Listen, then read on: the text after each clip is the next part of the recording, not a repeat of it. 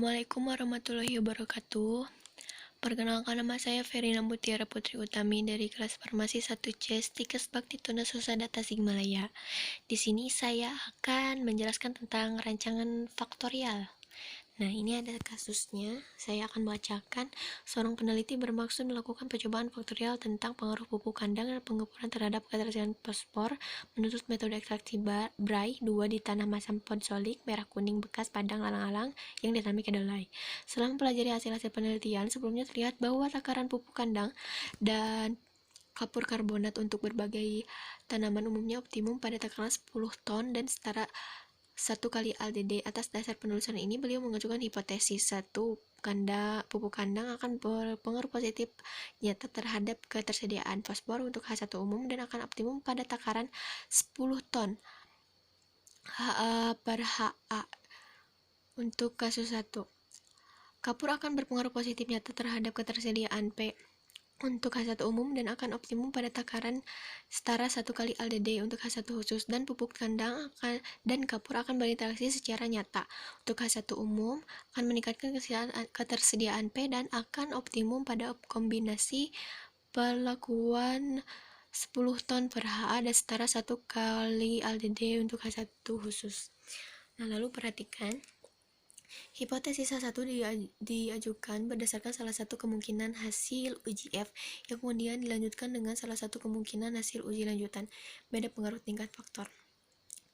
Nah, apabila sudah diuji F, maka sudah dilakukan uji F, maka kemudian dan terdapat beda pengaruh tingkat faktor, maka kemudian dilanjutkan dengan uji lanjutan, biasanya dengan BNT, BNJ, seperti itu. Nah, untuk yang kedua, hipotesis ini menunjukkan bahwa dari kepentingan pengaruh utama A, pengaruh utama B, dan pengaruh interaksi A, B dalam percobaan sama besar. Nah, di sini ini menggunakan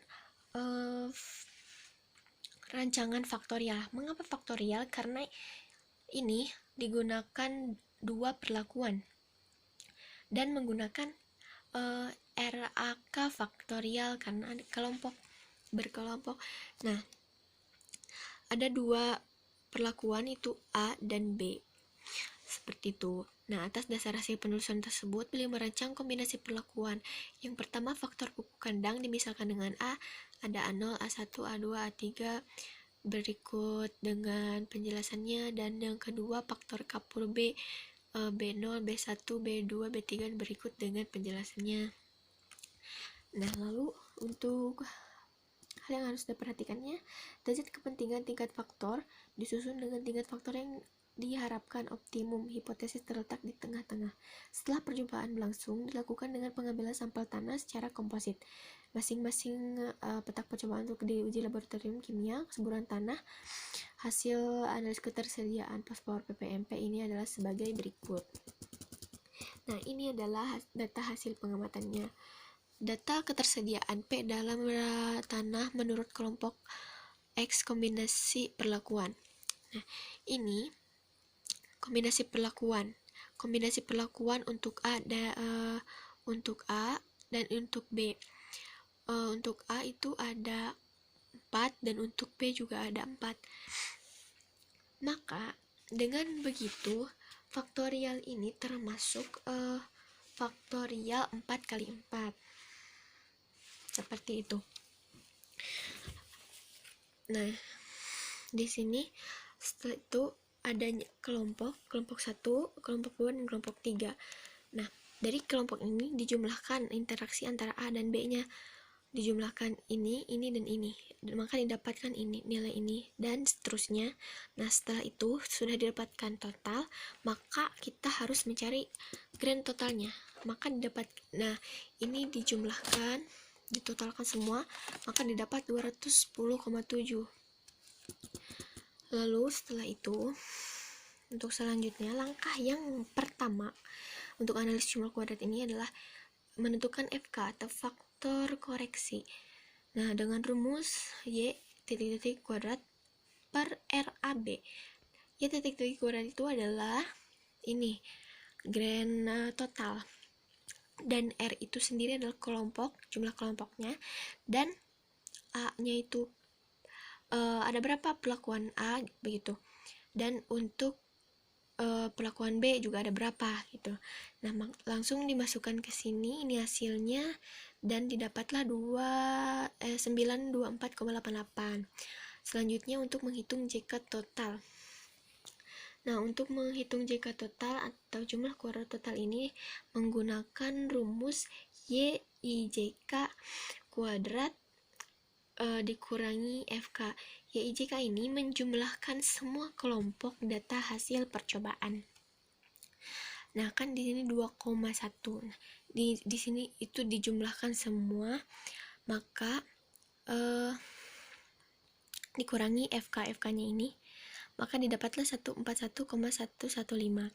Nah, untuk menentukan JK kelompoknya, setelah menentukan JK total, kita menentukan JK kelompok.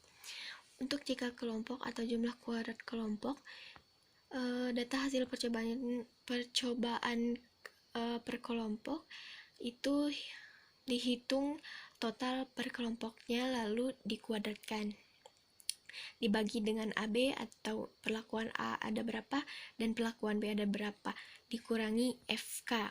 Nah, di sini ya 8,5.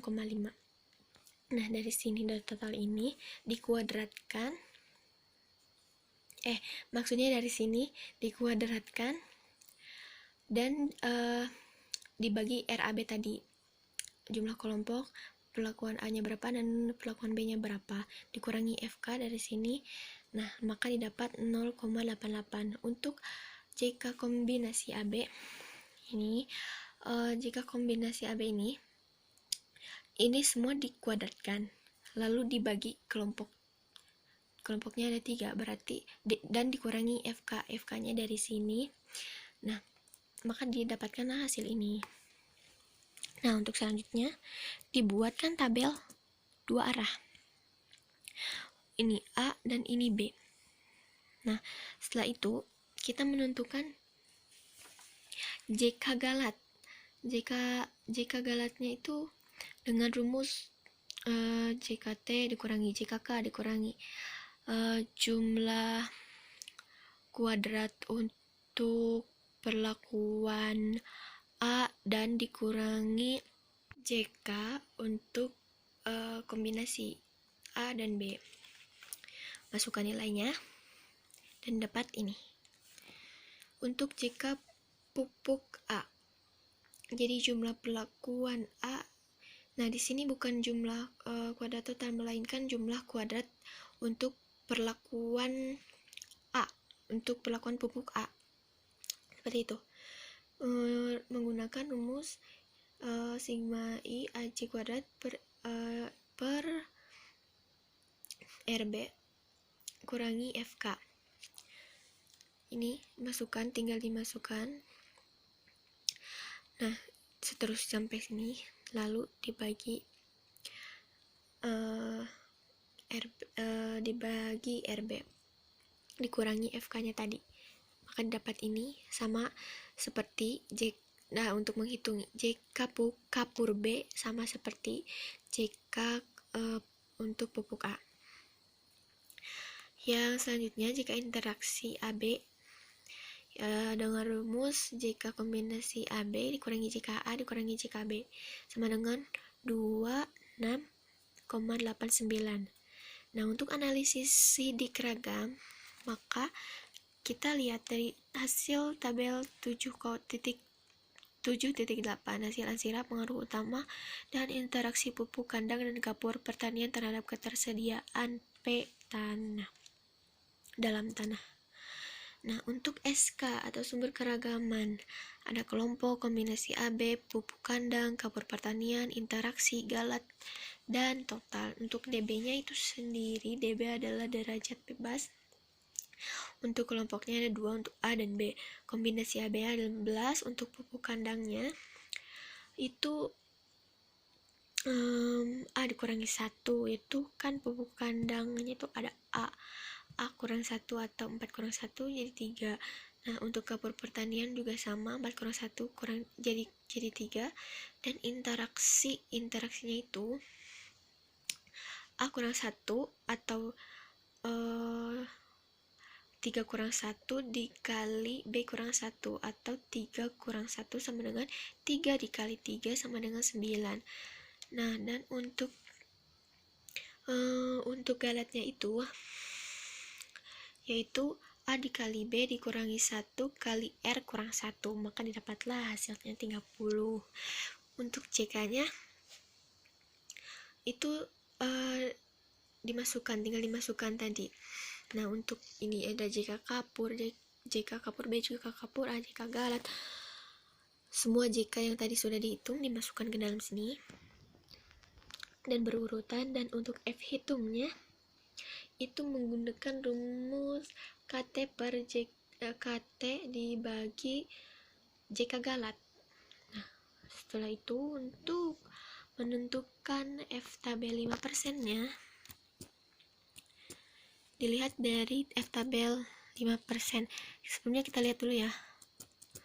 Untuk F tabel 5% dan 1% itu dilihat dari derajat bebas dengan si galat, dengan galatnya. Galatnya itu kita lihat 30 ya. 2 dengan 30.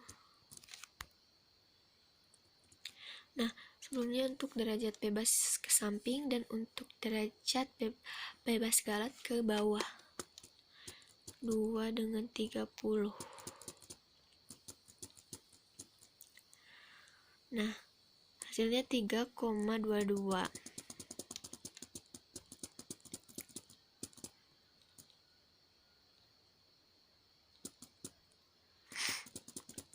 Tinggal masukkan ke dalam F tabel 5% dan seterusnya dihitung. Nah, maka di sini jelas ya, sudah di dalam F hitungnya ini ditandai dengan bintang 1 dan bintang 2. Dengan keterangan bintang 1 itu nyata dan bintang 2 sangat nyata. Untuk bintang 1 dilihat apabila 4,61 untuk F hitungnya 4,601 tidak berbeda jauh dengan ini, maka nyata, diberi lambang bintang 1. Nah, dan untuk yang F hitung 94,875 diberi bintang 2, karena jika dibandingkan dengan F tabel 5% itu sangat berbeda jauh, maka bintang 2 itu sangat nyata. Nah, untuk kesimpulannya, hasil uji F, semua faktor utama interaksi pupuk kandang dan kapur berpengaruh sangat nyata terhadap ketersediaan petana, sehingga semua H1 umum diterima pada taraf uji 5 dan 1% sasaran utama uji F. Atas dasar kesimpulan ini dapat disarankan bahwa pupuk kandang dan kapur dapat diterapkan secara terpisah, salah satu atau secara bersama-sama. Yang kedua, pengaruh lokal kontrol menentukan kelompok berpengaruh nyata terhadap peningkatan P.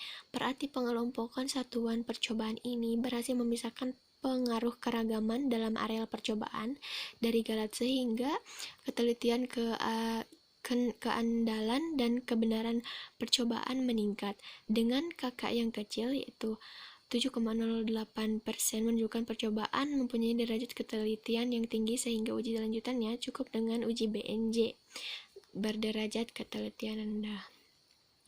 Nah, sekian dari penjelasan yang saya dapat sampaikan. Mohon maaf apabila banyak kesalahan atau terdapat kesalahan. Billahi taufiq wal hidayah. Wassalamualaikum warahmatullahi wabarakatuh.